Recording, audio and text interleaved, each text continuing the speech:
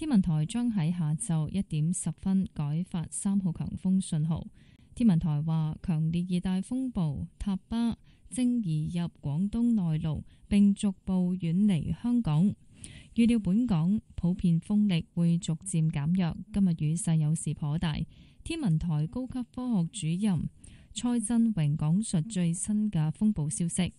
天文台咧會喺下晝嘅1點10分係改發3號強風信號㗎。喺下晝1點，強烈熱帶風暴塔巴係集結喺香港以西大約210公里，預料向西北移動咧係橫過廣東內陸。塔巴咧現正咧係移入廣東內陸，並且咧係逐步咧係遠離香港㗎。預料咧本港普遍風力會逐漸減弱，而塔巴嘅雨帶咧今日會繼續為珠江口咧帶嚟一啲狂風驟雨同埋雷暴，雨勢咧係有時頗大㗎。預料香港咧初時咧普遍咧仍然係吹強風，本港西部離岸同高地嘅風力咧係間中達烈風程度㗎。而展望方面咧，聽日咧仍然都會有驟雨，初時咧雨勢有時會頗大。今個禮拜嘅中後期咧係漸轉天晴酷熱。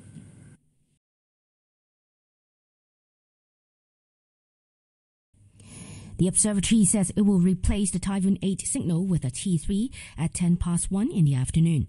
The number 8 signal has been in force since 9:20 yesterday evening. The weather forecaster says Tapa made landfall earlier this morning and is now moving into inland Guangdong away from Hong Kong. Local winds are expected to weaken. Choi Chun-wing is a senior scientific officer. Under the combined effect of spring tide and storm surge, flooding may occur over parts of the low-lying areas in Hong Kong.